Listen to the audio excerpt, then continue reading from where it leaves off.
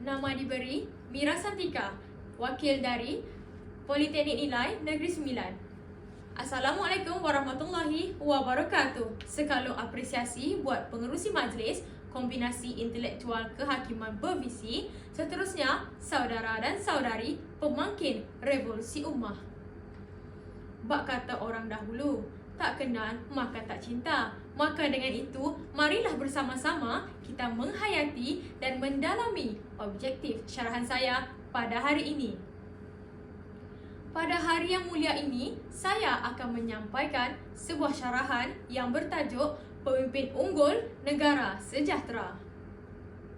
Menurut Kamus Dewan edisi keempat, frasa pemimpin unggul boleh didefinisikan sebagai seseorang yang mempunyai keupayaan dalam memimpin dengan baik dan cemerlang. Manakala frasa negara sejahtera boleh ditakrifkan sebagai sesebuah wilayah atau tanah air yang aman dan makmur. Pendek kata, pemimpin unggul negara sejahtera membawa maksud kepimpinan seorang ketua yang berkualiti menjadi tonggak kesejahteraan dan keamanan sesebuah negara. Persoalannya, bagaimana seorang pemimpin dapat mengelola sebuah negara dengan adil dan saksama? Bagi mengupas segala persoalan, 3 teras kepimpinan madani akan saya bawakan kepada anda bersama saya.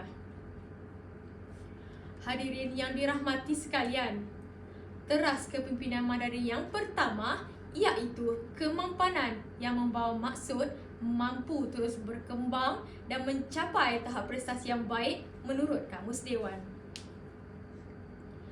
Teras ini perlu diterapkan dalam diri seseorang pemimpin unggul supaya beliau dapat mengembangkan dan memajukan negara dari segala aspek seperti aspek ekonomi dan pendidikan negara.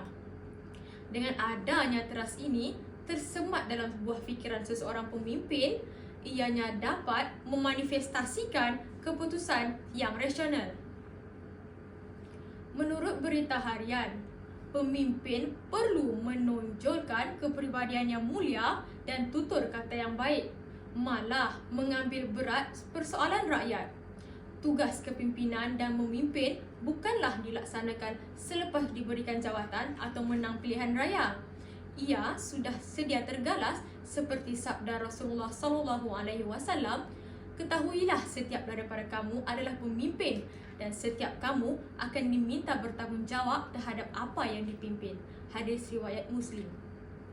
Hadis ini memberi mesej supaya kita melaksanakan tugas yang diamanahkan dengan cara terbaik. Tonjolkan sikap merendah diri dengan memberi khidmat sedaya upaya, mengurangkan konspirasi, menghilangkan keegoan kerana amanah kepimpinan akan disoal oleh Allah Subhanahu Wa Taala kelak. Beras segantang sudah disukat lalu disimpan di atas parah. Andai seluruh masyarakat muafakat, negara damai, rakyat sejahtera.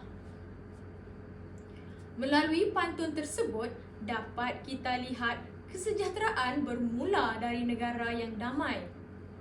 Untuk mencapai sebuah negara yang damai, teras kepimpinan madani yang kedua iaitu kesejahteraan perlu menjadi tujuan utama bagi seorang pemimpin yang unggul.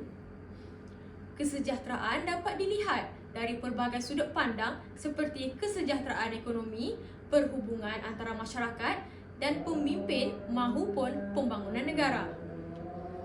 Kesejahteraan ekonomi yang dimaksudkan di sini adalah ditujukan kepada ekonomi negara yang stabil.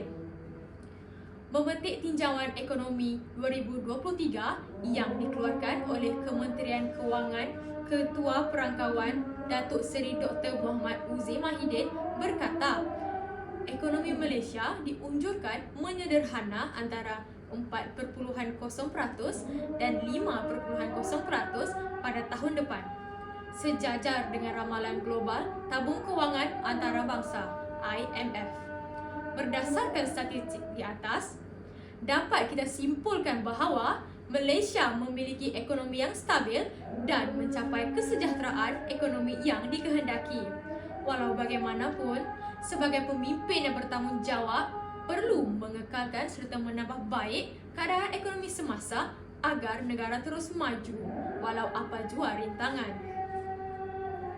Seterusnya, kesejahteraan sosial ataupun kata mudahnya perpaduan yang perlu dikekalkan dalam karangan masyarakat Malaysia. Hadirin sedia maklum bahawa negara kita memiliki berbilang bangsa, agama dan budaya.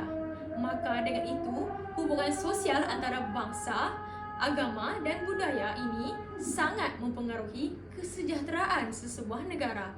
Sebagai contoh yang dapat kita lihat pada hari ini adalah Malaysia meraihkan semua perayaan yang melibatkan agama dan kaum yang terdapat di Malaysia. Lebih jelas lagi, kita menghormati perbezaan dan keunikan yang terdapat dalam diri masing-masing tanpa perlu mengikuti ajaran agama mereka. Alhasil daripada kesejahteraan sosial yang kukuh dapat membantu dari segi pembangunan komuniti yang berdaya saing secara sihat dan toleransi. Apabila rakyat sudah sejahtera dan aman sentosa, maka mudahlah untuk pemerintah memerintah dan mentadbir negara ini dengan lebih efektif dan maju jaya. Hadirin yang dikasihi sekalian, kini kita beralih kepada teras kepimpinan madani yang ketiga, iaitu daya cipta. Apa yang dimaksudkan oleh daya cipta ini? Menurut Kamus Edewan edisi keempat, daya cipta membawa maksud keupayaan dan kebolehan dalam mencipta. Seperti yang tertera di laman Sesawang Malaysia Madani, pembaharuan dan pengupayaan modal insan bagi menjemakan daya cipta manusia. Seperti kata tokoh, modal insan yang berkualiti adalah satu kemestian, bukan lagi satu kemewahan. Pendidikan dan latihan kemahiran berkualiti yang berterusan juga akan memastikan modal insan negara kekal relevan dengan kehendak industri dan pasaran serta mampu berdepan dengan cabaran dan suasana persaingan antara bangsa yang kian meningkat.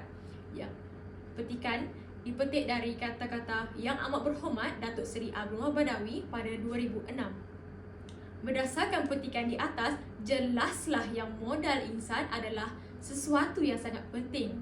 Pembentukan modal insan ini harus bermula dari kecil dan diteruskan dalam pendidikan di Malaysia. Objektif teras adalah bagi mengubah masyarakat Malaysia daripada masyarakat pengguna semata-mata kepada masyarakat yang aktif dan menyumbang dan mencorak revolusi digital dan teknologi yang merubah landscape dunia. Pemimpin yang berteraskan daya cipta ini perlu menyediakan persekitaran dan infrastruktur yang mampu merangsang kreativiti dan menggalakkan penghasilan sistem, produk, idea dan proses lebih maju. Statistik menunjukkan bahawa pada tahun lalu, Malaysia di kedudukan ke-36 daripada 132 buah negara berdasarkan laporan Global Innovation Index GII tahun 2022 yang telah dikeluarkan oleh World Intellectual Property Organization WIPO di Geneva, Switzerland.